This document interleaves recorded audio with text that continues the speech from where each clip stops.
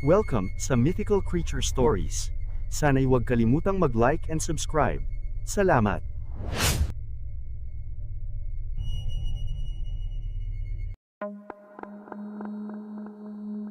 Taong 1965, Sir Sid. Ang pangyayaring ito ay hango sa karanasan ng kaibigan ng aking abuelo na madalas ikwento niya sa amin tuwing bumibisita kami sa probinsya ng Davao. Ako po si Pam, Sir Sid. 32 anyos. Ang taong aking binabanggit ay itago na lang natin sa pangalang Tatang Ramon. Lehitimong residente ng probinsyang iyon. Bago umpisa ng kwento, Sir Sid, ay may pahintulot po ito ng aking abuelo na itago na lang natin sa pangalang Lolo Ramil. Si Tatang Ramon ay nakatira sa isang baryong hindi ko babanggitin dito sa kwento para na rin sa kanilang seguridad, sapagkat ang baryong iyon ay punong-puno ng mga kwento na merong kinalaman sa mga kababalaghan, katulad na lamang ng mga nilalang na kung tawagin ay mga elemento at lamang lupa. Ito'y tulad ng mga aswang, maligno at mga engkanto na halos lahat ng mga taong naninirahan sa baryong iyon, lalo na ang madalas nilang pag-usapan ang tungkol sa mga engkantong naninirahan sa malaking puno ng Nara na nakatayo sa lupaing minana at pag-aari ni Tatang Ramon sa bundok na maraming magsasaka ang sa tuwing napapadaan doon sa matanda at malaking puno ng Nara ay pinakakikitaan ng isang malaking nilalang, isang mabalahibong itim na kapre at mga engkanto na ayon sa kanila ito'y nakatira sa mismong matandang puno. Maging ang mga albularyo sa baryo ay pinatutunayan ng mga ito na totoong may naninirahang mga hindi nakikitang nilalang sa matandang puno. Pero sa lahat ng mga residente ng baryo, ang namumukod tangi lamang na si Tatang Ramon ang hindi naniniwala sa kahit anumang mga lamang lupa. Dahil para sa kanya ay baliw lang at mga taong walang magawa sa buhay ang nagsasabing pugad ng mga engkanto ang matandang punong Nara na matagal nang tumubo sa kanyang nasasakupang lupain. Mga taong walang magawa sa buhay at nagagawa pang umimbento ng mga walang katuturang istorya. Di ba, Glorieta? Paano ako maniniwala sa mga engkanto? Kung ni isa sa mga yon ay wala pa akong nakikita. At sa katumanda na at nawala na sa mundong ito ang aking ama't ina. Pero ni minsan ay wala silang naikwento sa akin na merong mga engkanto sa aming bundok. Ang nakakainsulto pa ang pagkakasabi ni Mang Ramon sa kanyang may bahay na si Aling Glorieta. Ngunit makailang beses siya nitong pinagsasabihan totoo man ang mga kwento tungkol sa mga engkantong yon, ay mas mainam pa rin ang mag-ingat. Huwag kalimutang magbigay ng permiso o magpasintabi sa bundok bago siya magputol ng mga kahoy na kanyang ginagawang uling. Maging sa kanyang mga nakakabatang mga kapatid ay pinatutunayan rin ni Mang Ramon na hindi totoo ang mga engkanto o ano pa mang mga lamang lupa. Kuya Ramon, totoo man sila o hindi, dapat wala namang mawawala kung tayo magbibigay galang sa kanila, lalo na kung tayo'y nasa bundok. Alalahanin mo, kuya, si Tatang Joaquin, yung ating kababaryong kamamatay lang dahil sa matinding trangkaso at pagkawala sa sarili. Hindi ba't bago siya binawian ng buhay ay nag-iwan siya ng mga katagang ang maitim na nilalang na kanyang nakita sa matandang punong Nara na nasa iyong lupain ang may gawa nun. At yun din ang pinatotohanan ni Kakang Pedro, ang kilalang mahusay na albularyo sa ating baryo. Ang wika ni Torco sa kanyang kuyang na si Mang Ramon. Ngunit Torco, baka nakakalimutan mong Ang albularyong sinasabi mo ay isang peking albularyo, isang huwad at mukhang pera. Kuya, huwag kang magsalita ng ganyan. Hindi ba? Ang totoo naman, kaya umasenso siya dahil sa kanyang mga panloloko at mga panggagamot. Tandaan mo ito, Torko. Walang engkanto, walang mga lamang lupa. Hindi na lamang pinatulan ni Torko ang kanyang nakakatandang kapatid. Sa halip ay iniwanan niya na lang ito ng mga katagang. Sana nga Kuya Ramon na hindi totoo ang mga lamang lupa at engkanto na baka sa bandang huli ay mabiktima ka o mapaglaruan ng mga isa sa kanila at pagsisihan mo sa bandang huli. Nang dahil sa nabanggit ni Torko, ay pinagtawanan lamang siya ng kanyang kuya, imbis na siya ay pasalamatan nito. Isang umaga, may mga bisitang dumating sa mismong tahanan ni Mang Ramon at nagpakilala ang isa sa mga ito na si Mr. Bautista. Isa sa mga magtotrosong bumibili ng mga matitibay na mga kahoy o mga puno upang putulin upang gawing produkto, kahoy na may iba't ibang sukat at ibebenta sa malaking halaga at minsan triple pa ang balik sa kanyang naging puhunan. Ramoncito, alam kong kilala mo na ako at ang aming grupo, hindi ba? Oo naman, Mr. Bautista. Sino ba ang hindi nakakakilala sa inyo na isang negosyanteng magtotroso at parang nahuhulaan ko na kung ano ang inyong pakay sa akin. Huwag mong sabihing oh, Ramoncito, isa ka sa may malawak na lupain dito sa inyong baryo. At hindi lamang yon, ikaw lang ang merong maraming naglalakihang mga pag-aaring puno sa loob mismo ng iyong lupain sa bundok. Kaya naman ay magmula sa aming baryo ay sinadya pa kita rito. Hindi na ako magpapaligoy-ligoy pa, Ramoncito. Nakarating sa aking kaalaman na meron kang nag-iisang pinakamalaking puno at matibay na kahoy. Isang nara, hindi ba? At nakarating rin sa aking kaalaman ang mga usap-usapang yon ay ginawa ng tirahan ng mga engkanto. At ikaw ay hindi kailanmay hindi naniniwala doon, hindi ba? Ang mahabang pagkakasabi ni Mr. Bautista kay Mang Ramon. Oo, totoong lahat ng mga sinabi mo, Mr. Bautista. At kung yun ang gusto mong bilhin at putulin para pagkakitaan, ay wala kang magiging problema sa akin. Dahil ibibigay ko yun sa iyo kahit pa sa murang halaga.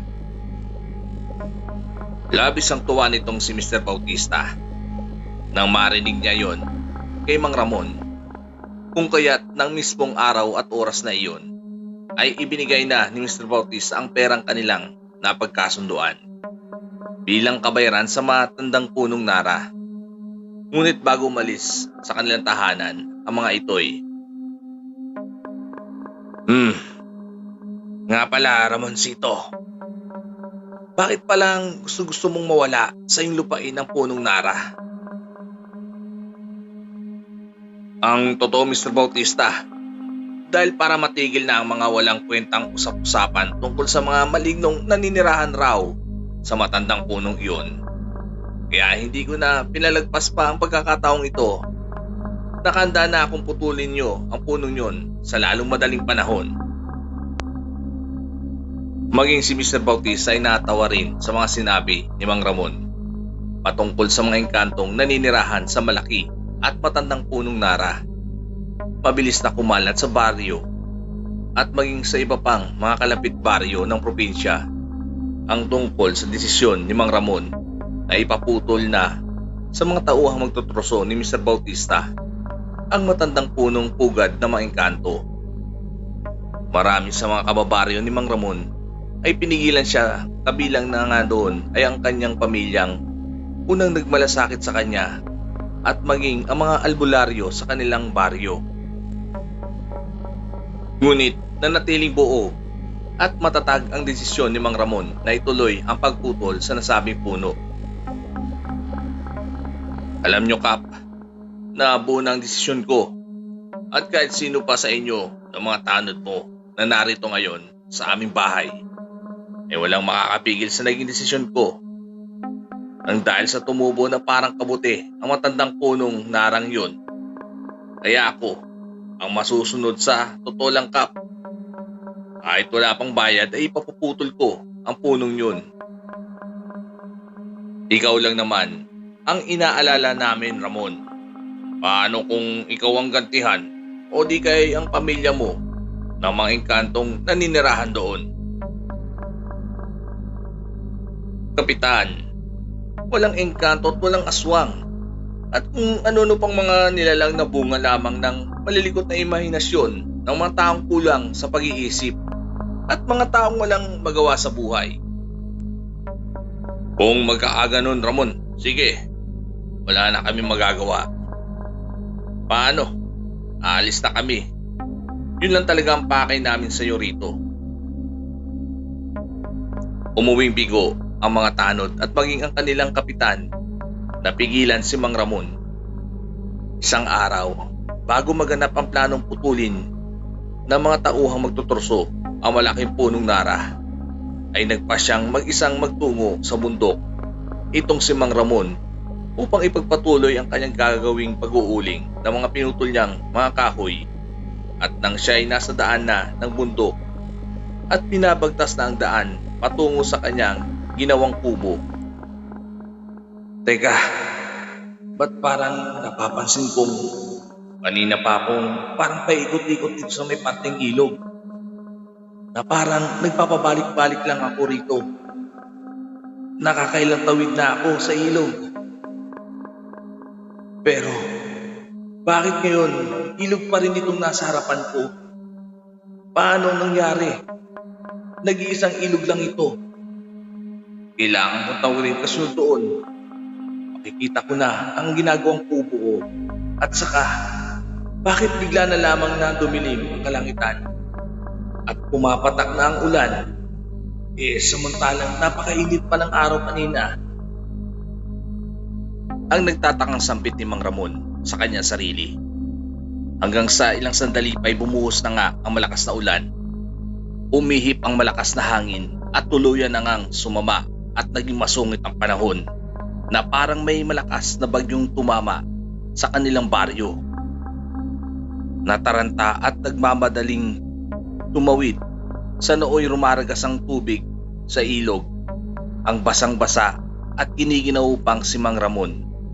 Ngunit yun pa rin ang nagiging kinalalabasan. At dahil nga sa siya ay hindi naniniwala sa mga engkanto, kung kaya't hindi man lang pumasok sa isip niya na baka siya ay pinaglalaroan ng mga kakaibang mga nilalang. Giniginaw na ako at halos wala na akong makitang mga puno sa paligid dahil sa napakadaling na panahon. O Diyos ko, ano bang nangyayari sa akin? Paano biglang nagkaganito ang maaliwalas na panahon kanina? At paano nangyaring pabalik-balik lang ako sa lugar na ito? Hindi kaya pinaglalaroan ako ngayon ng mga engkanto? Ang tanong ni Mang Ramon sa kanyang isip habang makikita na siyang yakap-yakap ang kanyang giniginaw na katawan. Ngunit sa kabila ng lahat ng yun ay pinanindigan pa rin niyang hindi totoo ang mga kwentong kababalagan. Hindi totoo ang mga engkanto. Kinakailangan kong makahanap ng malaking puno upang pansamantalang silungan ko. Iginala ni Mang Ramon ang mga mata sa madilim at maulang bundok hanggang sa biglang, ayun, salamat, may naninig akong parang isang malaking puno. Kinakailangan kong madaling makarating doon para makasilong. Pagkarating ni Mang Ramon sa mismong katawan ng malaking punong nakita niya, Agad siyang sumilong sa mga naglalakihang mga nakalitaw na mga ugat ng punong yon upang kahit papano'y maibsan ang lamig ng kanyang basang katawan. Ngunit, salamat sa tulong ng mga naglalakihang mga nakalitaw na mga ugat ng malaking punong ito at kahit papano'y hindi ako nababasa ng ulan. Ang lamig-lamig, parang may yelo ang mga patak ng ulan. Pero, teka lamang, paano at anong klaseng puno ba itong aking sinulungan? Hindi, imposible. Totoo ba itong aking nakikita? Ang malaking punong ito ay ang malaki at matandang punong nara. Gumagalaw-galaw ang mahaba't naglalakihang sanga ng matandang puno at may mga nakikita kong maraming mga nagbabagang mga mata na nakatingin lahat sa akin na parang galit na galit. Ang nahintakutang sambit ni Mang Ramon. Ilang sandali pa, ang mga nakikita niya mga pares ng mga matang nagbabaga sa itas ng mga puno ay unti-unting humuhulmang figura ng maraming bilang ng mga itim na mga nilalang, mga engkantong itim at nakangisi ang mga ito nang nakakatakot sa kanya. Mas lalo pang kinilabutan si Mang Ramon na magsalita ang isa sa mga ito sa kanya. Isa kang labastangan at walang kwentang nilikha. Mas masahol ka pa sa hayop. Ang dapat sa mga nilikhang katulad mo ay binibigyan ng parusang hindi mo magugustuhan.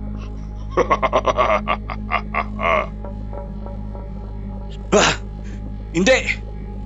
Hindi kayo totoo. Nananaginip lamang ako. Walang engkanto. Walang kababalaghan. Tama ka. Nananaginip ka lang at ang sinasabi mong panaginip ay gagawin namin bangungot.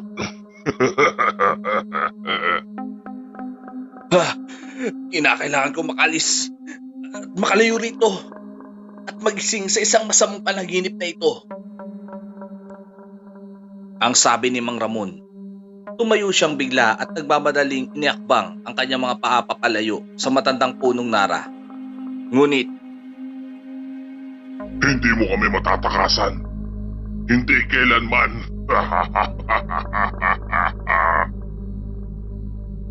paglingon ni Mang Ramon sa kanyang likuran sa matandang punong nara, halos babaliw siya sa kanyang nakita dahil gumagalaw ang mga sanga ng puno at pinunteriya ng mga ito siya at pumulupot yon sa kanyang katawan at hinila siya ng mga sangang nagmistulang may buhay papalapit sa katawan ng matandang puno. Isasama ka namin sa aming kaharian at ikaw ang aming magiging pagkain. Nagmistulang isang portal patungong kabilang dimensyon ang malaking katawan ng punong pinasukan ni Mang Ramon. Kakang Pedro, kamusta na po si Kuya Ramon? Ilang araw na po siyang nagkakaganyan. Hindi kumakain. Nagsisigaw na parang takot na takot. Magmula nang nakita namin siyang walang malay sa gilid ng ilog. At halata na ang pangangayayat niya. Ito na nga ba ang sinasabi ko, Turko? Nangyari ang noon pa may kinatatakutan ko sa iyong Kuya Ramon. Ano po ang ibig niyo sabihin, Kakang Pedro? Naglalarawan siya ng mga engkantong naninirahan sa matandang puno. Pero, paano nangyari yon, Kakang Pedro? Hindi naman natuloy ang pagputol sa matandang punong nara? Dahil sa hindi may paliwanag na pangyayari, halos sabay-sabay na nagkaroon ng malubhang karamdaman ang mga tauhang magtutruso ni Mr. Bautista hanggang sa mamatay ang mga ito. At maging si Mr. Bautista ay namatay rin sa hindi may paliwanag na sakit. Hindi pa karaniwang sakit lamang ang kinamatay nila Mr. Bautista, Torco, kundi galit ang mga engkanto nung tinawas ko ng makilang beses ang payat na katawan ng nakaratay mong kuya. At ang naging resulta ay pinaglaruan siya ng mga engkanto bago nila ito unti-unting patayin ang kanyang katawang lupa. Kakang Pedro, kami po ng aming kapatid, si Kuya Ramon, ang kanyang pamilya, nakikiusap po sa inyong iligtas at pagalingin si Kuya Ramon. Inosente siya kung ano man ang kanyang ginawa at mga naging desisyon laban sa mga engkanto. Yun po'y hindi niya alam dahil hindi siya naniniwala sa mga engkanto. May paraan pa para gumaling ang iyong kapatid, Torko. Ano po yun, Kakang Pedro? Sabihin niyo, gagawin po namin. Mag-alay kayo ng dugo sa lupa, paikot sa katawan ng punong nara. Mag-alay kayo ng patay na puting inahing manok at dapat doon mismo papatayin sa mismong harap ng punong nara. Magpausok kayo ng insenso at kamangyan. Sasamahan ko kayo upang makuusap nyo ang mga engkantong naninirahan doon. Ang inyong taos sa pusong pakikiusap sa kanila ang siyang magpapagaling sa inyong kuya. Hindi pa huli ang lahat. Paano niyo pong natitiyak, Kakang Pedro, na hindi pa huli ang lahat para kay Kuya Ramon? Dahil hindi likas na masasama ang mga engkanto.